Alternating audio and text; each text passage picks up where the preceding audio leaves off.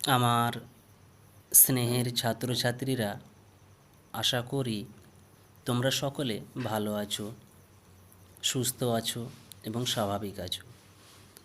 দীর্ঘদিন যাবৎ এই লকডাউন পর্ব চলার জন্য তোমাদের পড়ালেখার গতি কিছুটা হ্রাস পেয়েছে। সেই গতিহীনতাকে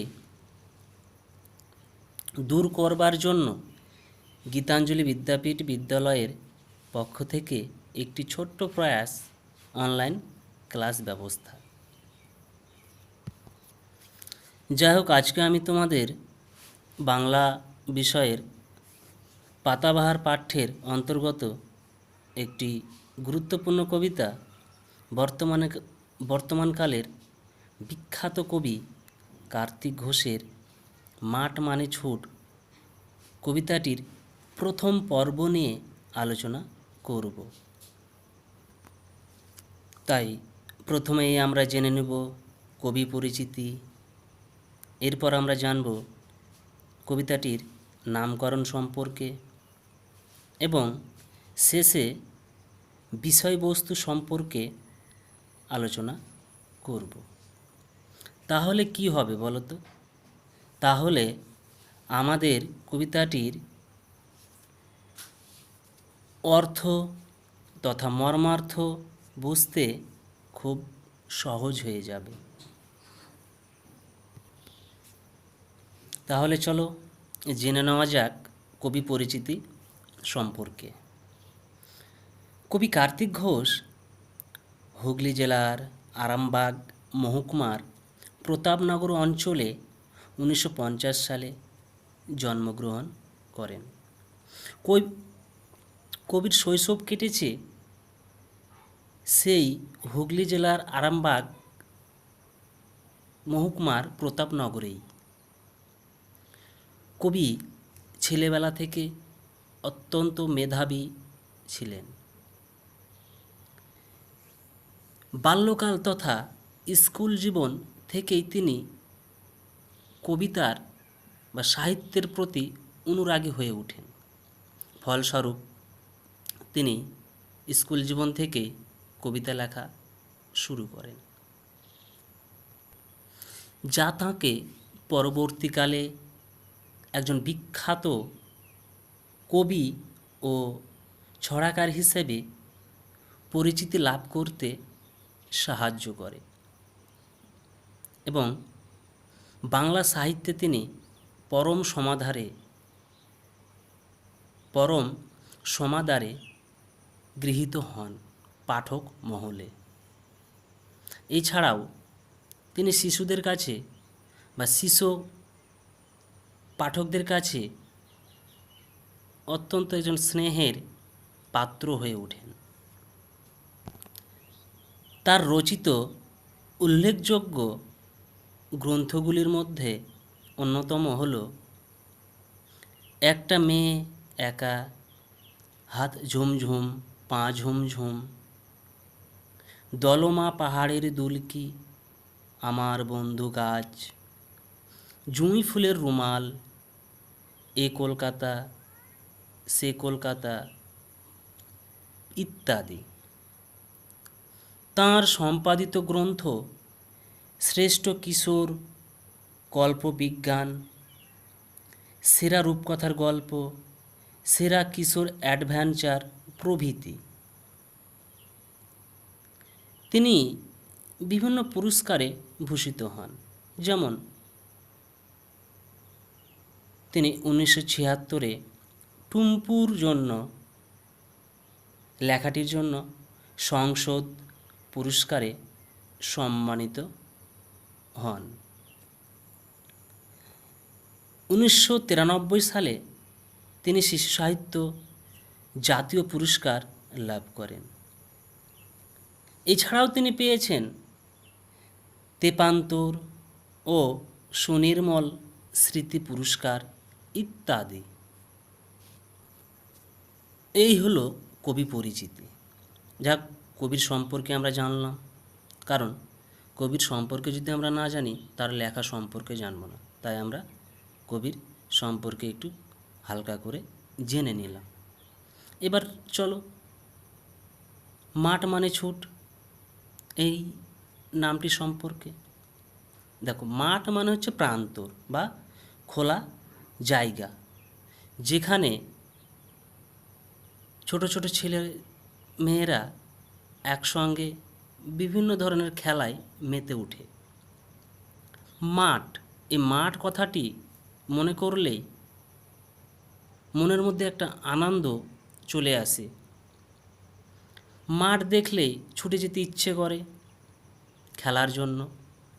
সেটা হতে পারে ফুটবল, ক্রিকেট, হাডুডু, কবাডি ইত্যাদি। দেখো, কার্তিক ঘোষ তার কবিতাটির নামকরণ করেছেন মাঠ মানে ছুট। তো মাঠ এই নামটি মনে করলে মনের মধ্যে একটা ভাবনা চলে আসছে অটোমেটিক, যে মাঠ মানে একটা খেলার জায়গা, খোলা স্থান, যেখানে আমরা একসঙ্গে হই হুল্লোড় করে খেলতে পারি। এছাড়াও মাঠ মানেই আমরা বুঝতে পারছি যে হয়তো কবিতাটির ভিতরে এই মাঠ সম্পর্কিত নিয়েই আলোচিত হয়েছে। তাই এই নামকরণের মধ্য দিয়েই আমরা কবিতাটির বিষয়বস্তু সম্পর্কে কিছুটা হলেও অগ্রিম একটা ধারণা পেয়ে যাচ্ছি, যে বিষয়টির মধ্যে অর্থাৎ কবিতাটির মধ্যে কী আলোচিত হতে পারে। তাই এই নামকরণের মধ্যে দিয়েই আমরা কিছুটা হলেও স্বচ্ছ একটু ধারণা পাচ্ছি। তাই প্রত্যেক কবি তথা সাহিত্যিক এই নামকরণের দিকটিতে অতি যত্নবান এবং তার লেখনীর উপযুক্ত বা সার্থক নাম দেওয়ার জন্য অতি সদা ব্যস্ত হয়ে থাকেন। সেরকমই আমাদের এই কবিতাটির নামকরণও কতটা সার্থক হয়েছে তা আমরা পরবর্তীতে বিষয়টি নিয়ে যখন বিশ্লেষণ করব তখন আমরা ঠিক একটা ধারণা পেয়ে যাব। তো যাই হোক, আমরা নামকরণটা সম্পর্কে একটু বুঝলাম। কি বুঝলাম? যে মাঠ মানেই ছুট, মানে মাঠ কথাটির মনে পড়লে আমাদেরকে সেখানে ছুটে যেতে ইচ্ছে করে। এবার আমরা চলে আসি বিষয়বস্তু সম্পর্কে। যাই হোক, খুবই ছোট্ট করে এই বিষয়বস্তু আলোচনা করব। দেখো, মাঠ মানে বেশ খানিকটা খোলা জায়গা বা প্রান্তর। এই মাঠ বা প্রান্তর হলো বিশেষ করে তোমাদের তথা কিশোর ছেলে মেয়েদের একটা আনন্দের, একটা উল্লাসের জায়গা।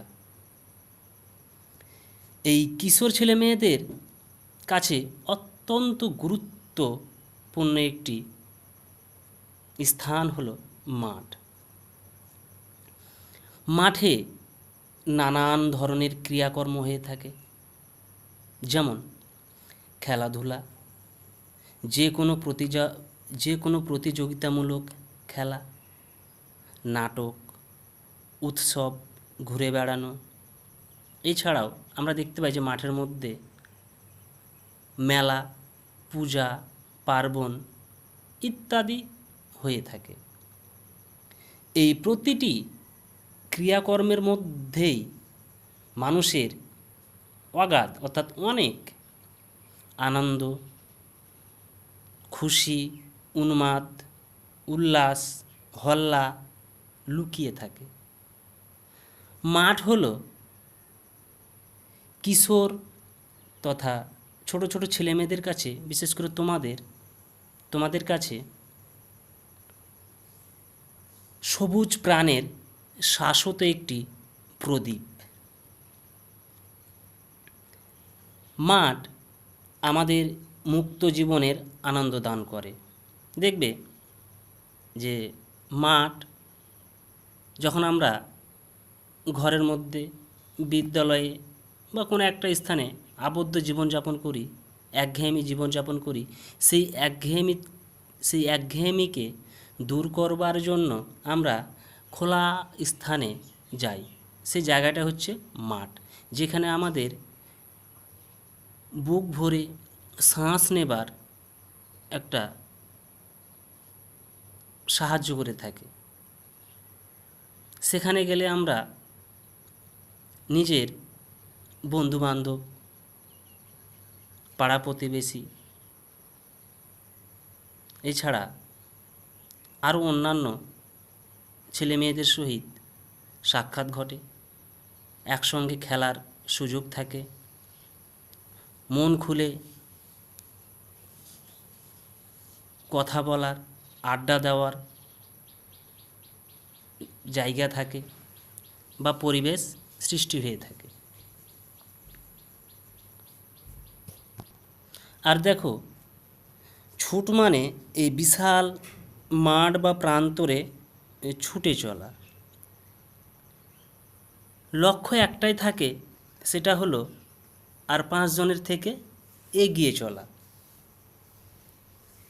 কিভাবে নিজেকে অন্যের থেকে আলাদা বা আমাদের যে দৃষ্টিভঙ্গি অন্যের থেকে আলাদা হতে পারে, সে মাঠ তথা মাঠের মধ্যে দিয়ে ছুটে চলার গতিটাই আমাদের চিহ্নিত করে দেয়।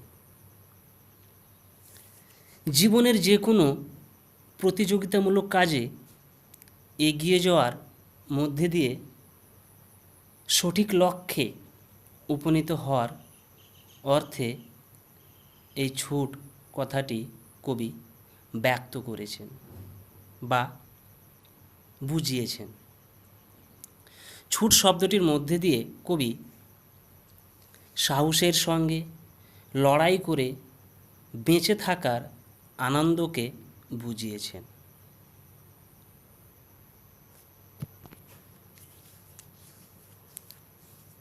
আচ্ছা বলো তো, এমন কোনো ছেলে মেয়ে আছে যাদের কাছে মাঠ ভালো লাগে না, অর্থাৎ মাঠকে তারা ভালোবাসে না? নেই। প্রত্যেক কিশোর ছেলে মেয়েদের কাছেই মাঠ হচ্ছে একটা ভালোবাসার স্থান।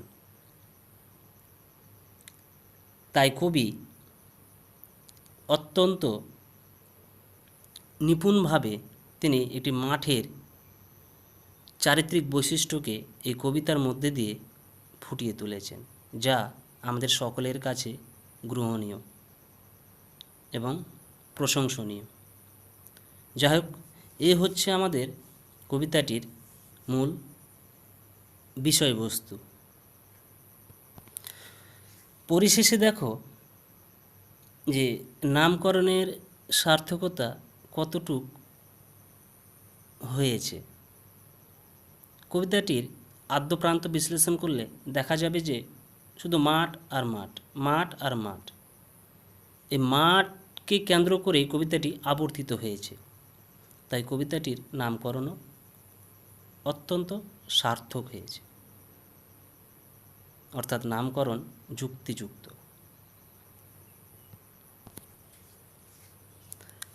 আজকে আমাদের মাঠ মানে ছুট কবিতাটির প্রথম পর্ব এই পর্যন্তই শেষ হলো। এরপরে কবিতাটির প্রতিটি চরণ ধরে আমরা বিশ্লেষণ করব। ঠিক আছে? তাহলে চলো রাখা যাক। এর পরের দিনের জন্য তোমরা তৈরি হও এবং আজকে যে ভিডিওটি দিলাম সেটি অত্যন্ত মনোযোগ সহকারে তোমরা শুনবে এবং বোঝার চেষ্টা করবে। যদি বুঝতে না পারো তোমরা আমাকে প্রশ্ন করতে পারো,